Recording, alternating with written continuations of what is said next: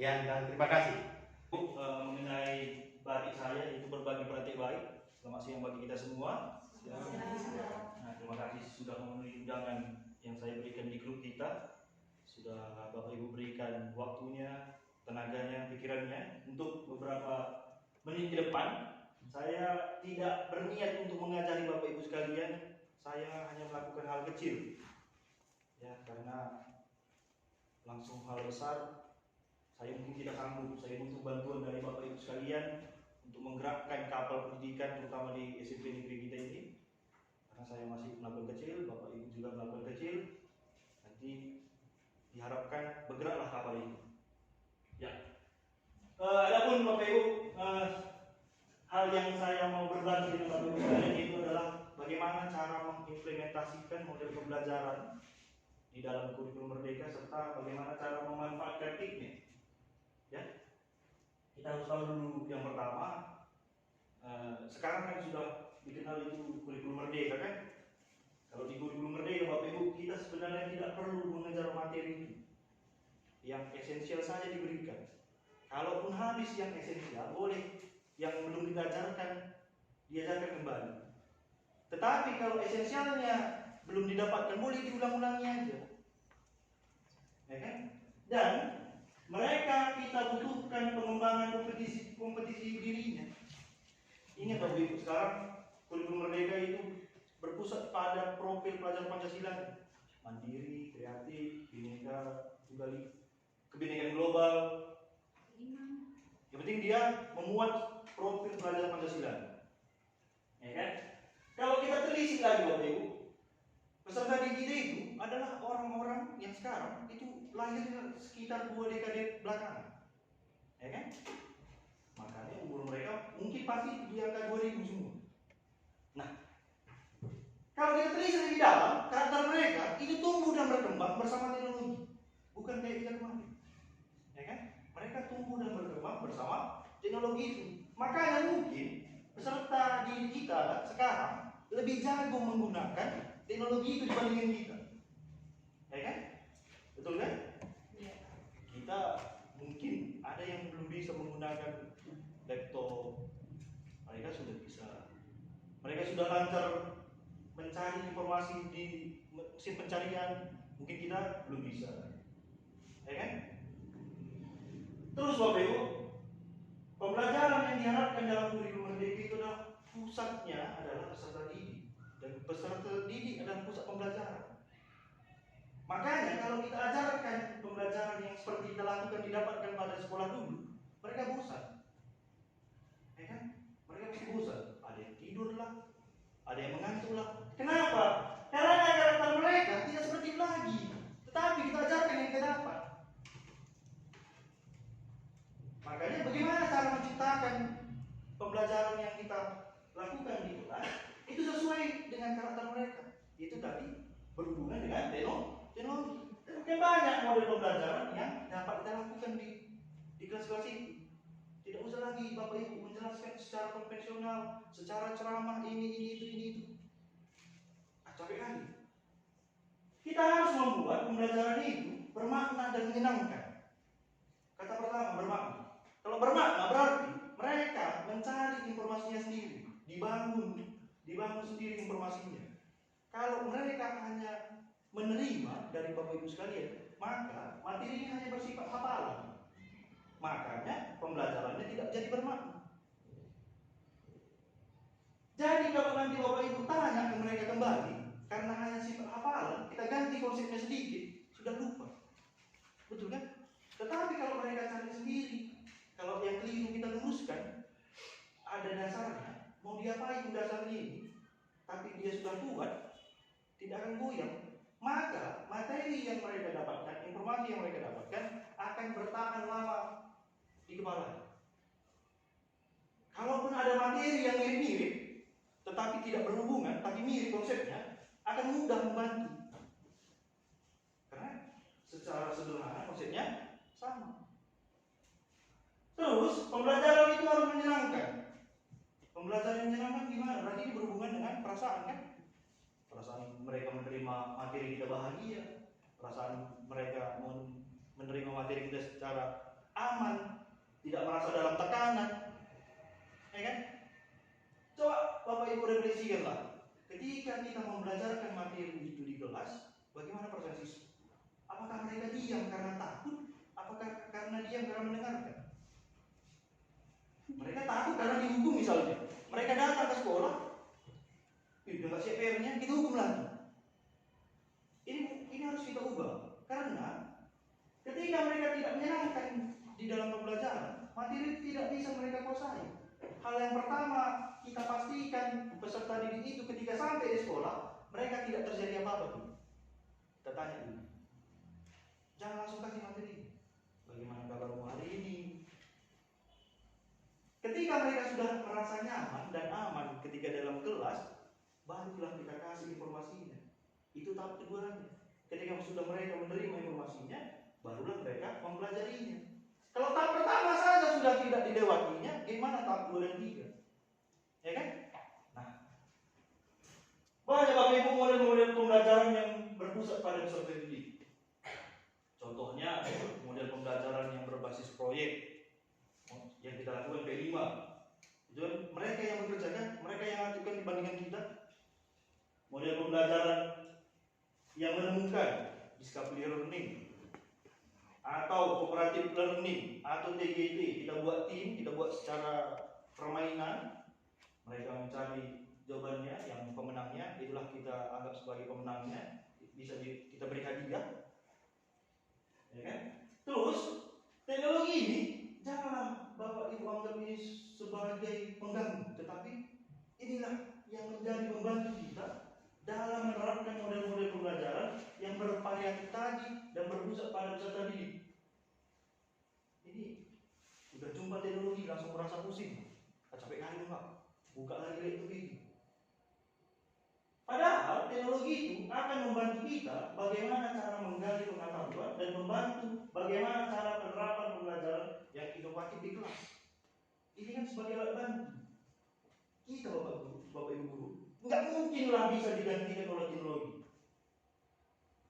Karena teknologi hanya bisa mengajarkan, tapi tidak bisa mendidik mereka. Tidak akan bisa digantikan. Nah, kenapa tidak kita pakai? Karena materi sudah ada di teknologi. Kalau ini sudah ada, yang mengiring mereka kan tidak ada. Kalau hanya materi yang kita berikan, ini bahaya. Tapi karena ada yang membimbing, menggiring, sebagai pelatih kita kan, ini arahmu kemari nak dia, ini arahmu kemari. Tidak mungkin itu mengajarkan itu kan? Nah, salah satu model pembelajaran yang dapat Bapak Ibu terapkan itu adalah model pembelajaran self-organized learning environment. Mengapa saya terapkan ini? Karena saya tahu di tempat kita ini, koneksi internet itu cukup baik, ya kan? Ada yang koneksi internet di sini kan? Nah, kalau kita lihat sejarahnya, model pembelajaran ini berasal dari India, di mana Sugatra Mitra ini meletakkan sebuah komputer di sebuah dinding dilubangi, ya, diletakkannya sebuah komputer yang dilubangi, kemudian diberikan akses internet ke dalamnya. Nah, kemudian diletakkan sebuah kamera untuk mengawasinya. Didapati bahwa banyaknya peserta didik yang mencari informasi yang mereka butuhkan di komputer tersebut. Bahkan mereka saling mengajari satu sama lain. Nah, itu saja menunjukkan bahwa ada rasa ingin tahu yang besar dari mereka kan? Ini kan bisa kita manfaatkan dalam model pembelajaran ini. Bagaimana cara menumbuhkan rasa ingin tahu itu? Kan? Kalau kita terapkan model pembelajaran Bapak Ibu, kita akan mendapatkan 3 kompetensi yang kita harapkan. Yang pertama, bagaimana mereka mampu berpikir secara kritis, kemudian bagaimana mereka mampu memecahkan masalah yang kita berikan, dan bagaimana mereka mampu berkomunikasi dengan sesama, berkolaboratif. Kalau kita lihat alur pembelajaran soal itu ada 3 cuma. Yang pertama adalah big question, yang kedua adalah investigation, yang ketiga adalah review. Nah, yang pertama big question. Kalau berpikir secara big question berarti kita memberikan masalah kepada mereka, memberikan pertanyaan-pertanyaan pematik kepada mereka. Kalau sudah berhubungan dengan pertanyaan, Bapak Ibu, janganlah pertanyaan itu benar atau salah. Tetapi berikanlah pertanyaannya yang memiliki jawaban lebih dari satu. Biar mereka berpikir secara kritis. Contoh, kita mau mengajarkan virus. Kalau saya mau mengajarkan virus, berarti saya berikan pertanyaan pemandiknya adalah, coba kalian berpikir kita ke belakang. Mengapa lalu Indonesia itu hampir 2 tahun dilanda pandemi?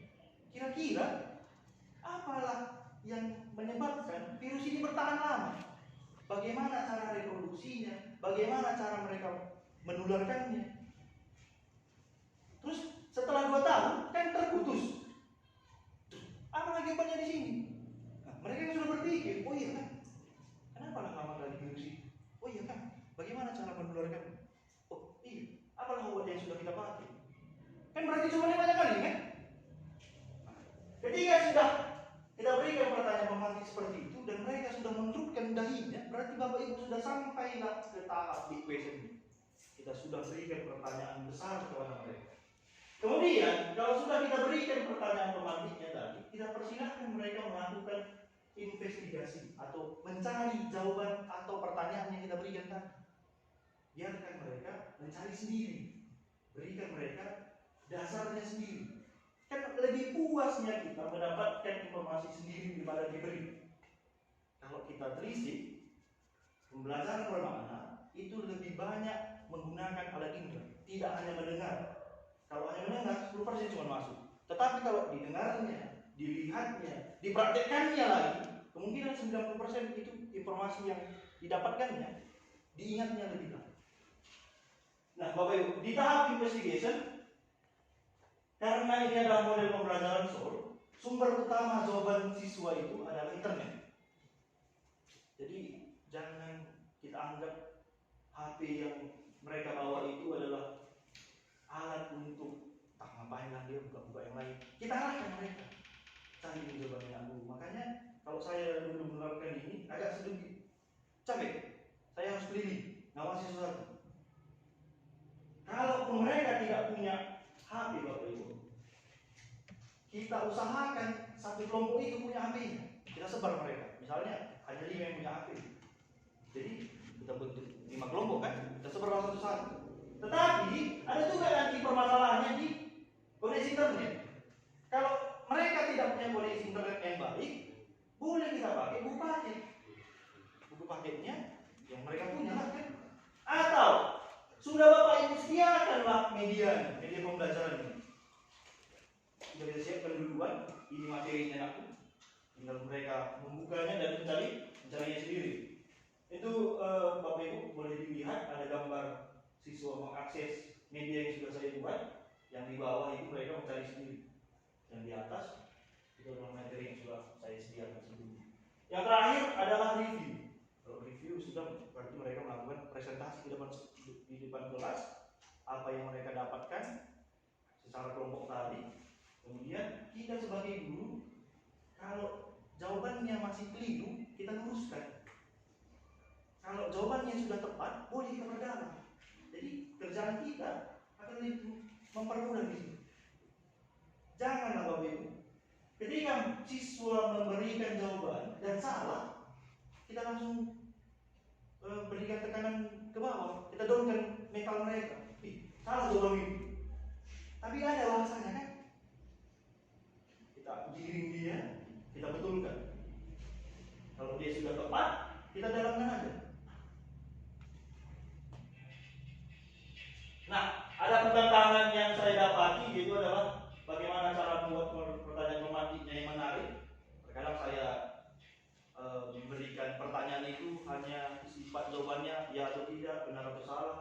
Kemudian akses internet terkadang ini sudah bermasalah dengan teknis. Kalau internet ya bisa kita pakai. Kalau HP itu kayak yang saya bilang tadi, kalau kita memiliki keterbatasan HP bisa kita sebar mereka. Jangan kita tumpuk dalam satu kelompok.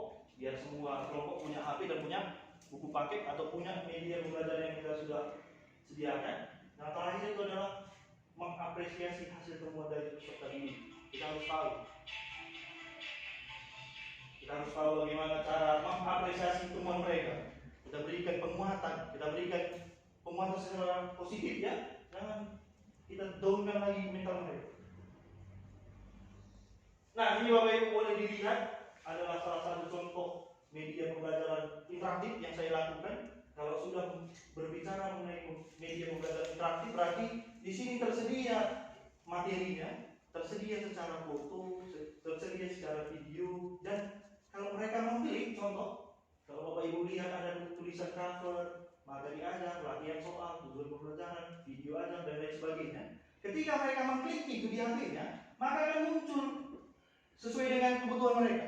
Dikliknya materi ajar, akan keluar materi ajar. Kalau mereka mengklik cara penggunaan, akan keluar cara penggunaan. Berarti interaktif dia. Ada komunikasi antara media yang saya buat dengan siswa. Selama ini kan materi hanya dibacanya. Bacanya kalau dikliknya kan tidak terjadi apa-apa kan? Tapi kalau kita buat media pembelajaran yang interaktif itu, mereka akan menyesuaikan dengan kebutuhannya. Jadi kalau mereka mengklik latihan soal, ini dia berupa video aja, mereka langsung bisa klik. Ini saya tautkan dengan YouTube. Jadi mereka hanya klik langsung. Klik, tidak harus keluar dari media yang kita buat, tetapi langsung diputar di situ. Ya kan? YouTube. Saya tautkan mereka. Saya sinergikan biar tidak keluar. Nanti kalau kita buat dia keluar capek. Jadi dua aplikasi kita buka. Satu media yang kita buat, satu jadi YouTube. Tapi bisa kita pakai dengan mereka juga. Ini kalau dia ini aplikasi yang dirancang sendiri atau dirancang sendiri. Nah, ini kalau latihan soal, kalau dia bersifat latihan soal, ini juga menimbulkan interaksi antar siswa. Contoh, ini kan ada saya pertanyaan itu hewan pelanggan dapat berkembang biak secara kebetulan tidak ada jawaban A, B, C, D-nya. Kalau kita jawab nanti, kalau nanti kita jawab pembentukan tunas, ini kan seharusnya jawabannya fragmentasi. Ini kan jawabannya fragmentasi. Tetapi kalau siswa, anggaplah ini apa ini, kalau mereka menjawab atau mengklik fragmentasi, maka akan muncul jawaban pembahasannya. Kalau mereka benar, akan mengarah ke pembahasan. Tapi kalau mereka salah, maaf, jawaban salah, ayo semangat coba lagi. Maka dikliknya kembali tombol kembali. Sampai jawabannya benar lah, barulah muncul pembahasan ini. Tapi kalau mereka masih salah, balik lagi salah. Tetapi karena mereka nggak tahu lagi jawabannya, boleh diakses materi yang saya kasih tadi. Ulangi lagi kembali. Nah, jadi mereka belum selesai di materinya, belum diingatnya. Balik lagi ke materi. Balik lagi ke materi, mereka baca kembali. Kalau sudah siap, boleh dilatih latihan soal. Maka akan muncul kembali soal seperti ini. Nah, disitulah interaksi antara media dengan peserta didiknya. Terakhir Bapak Ibu, yaitu melakukan asesmen. Ya, kalau mereka sudah mandiri kan, ini kita mau tahu sampai mana tujuan pembelajaran kita. Ya kan? Apakah sudah sampai tujuan pembelajaran kita sampai siswa atau belum? Tetapi terkadang asesmen yang kita lakukan itu kan menyeramkan. Serasa dalam tekanan mereka kan. Nanti kali. Tetapi ini bisa kita rangkul sebagai yang menyenangkan yang saya bilang tadi. Kurikulum merdeka itu harus bermakna dan menyenangkan. Gimana caranya? Kita manfaatkanlah teknologi yaitu namanya quizzes. Kenapa saya gunakan ini quizzes? Karena di quizzes ini akan tampillah statistik nilai yang mereka dapatkan. Mereka akan bersaing langsung. Kalau Bapak Ibu pakai proyektor akan tampak seperti ini. Ini yang sebelah kanan, itu akan tampak statistik. Mana saya bilang? Naik turun dia. Si anu sekian, ini sekian, jadi gini.